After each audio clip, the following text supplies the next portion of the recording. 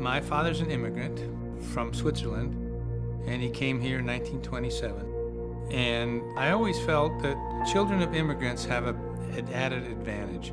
When my father said goodbye to his family, both parties felt they would never see each other again. It turned out it wasn't the case, but it was a long boat ride. If at the end of his life, if he would have said, it was a mistake. I should have stayed back in my home country. His life would be devastating. So how does he measure his success? Through his children. There's a lot of evidence that children of immigrants and immigrants put so much faith and investment in the next generation. And so I felt it, and my brother and sister did too. Jack's all about making sure that you invest in areas where there's huge opportunity.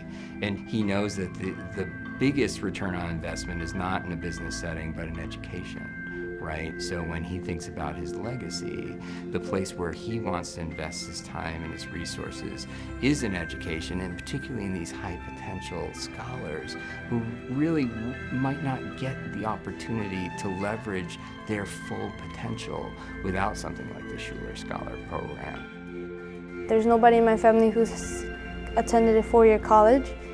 So going from my dad, my mom who haven't completed college, to being like, you could do this one day.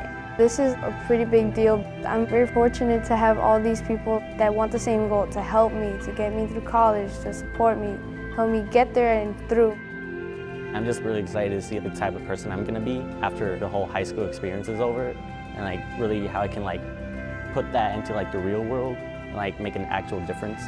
I definitely am thankful because I clearly would not be in the position that I am today without the program, but I think it's super vital in the types of communities that we come from, where we're definitely underrepresented at some of the institutions that we went to.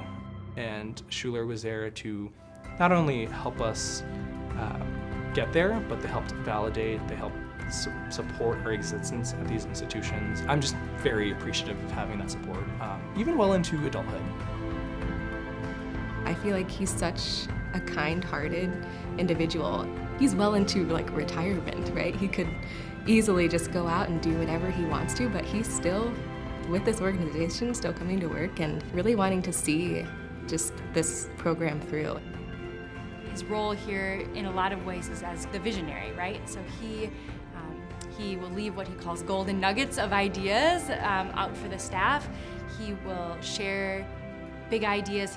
He's not afraid to take a risk if it's thoughtful and if it's for a good reason. So I think that adventurous spirit really percolates through all pieces of his life. He always says, you're probably underestimating yourself. And I think he wants to push all of us, whether we're scholars, whether we're employees, whatever we bring to the organization. He wants us to really pursue the next step and not to be afraid of challenges. One of the things I value so much is the ability to be creative.